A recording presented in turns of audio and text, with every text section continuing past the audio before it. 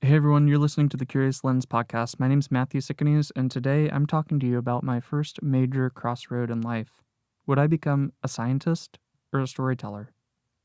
It was the end of high school in 2009 when I had to make a really big decision. Where would I go next, and what was I going to learn next? I loved both science and the arts, but this decision would shape my whole college degree. I had well-saturated interests across a vast study of topics and creative skills. In science, I was excited about things like chemistry, environmental studies, biology, entomology. In humanities, I was interested in things like the United Nations. I was even in a special topics class called Model United Nations. At the end of the semester, we actually got to visit New York City and see the UN headquarters, among a lot of other things. But that's a story for another time. I was really into photography, shooting baseball games locally for my first job, and building up my first portfolio in an advanced photography class. Learning who I was through the lens at the very beginning, and growing into my creative style. I applied to a couple different colleges, but I knew the one I needed to pick the moment I visited. I had never heard of Frank Lloyd Wright before, but visiting Florida Southern College campus for the first time, it was spellbinding.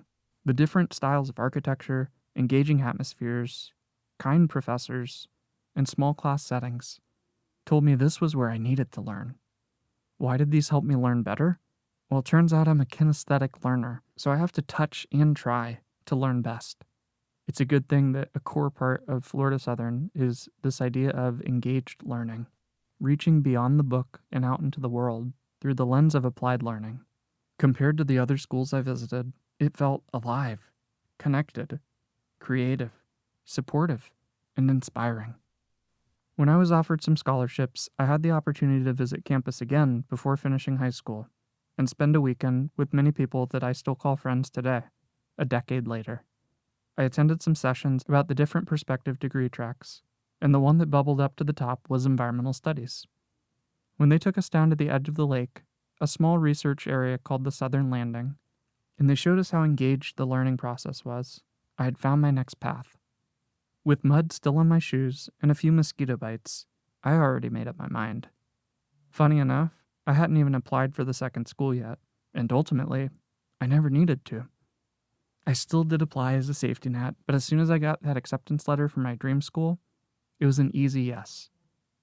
The opportunity to expand my creativity and knowledge in the things I was taking pictures of out in the world through the lens of environmental science was a dream come true. But dreams aren't always what they seem, and the road through that experience wasn't without its speed bumps. In the next episode, we'll explore my love for science. Until then, stay curious.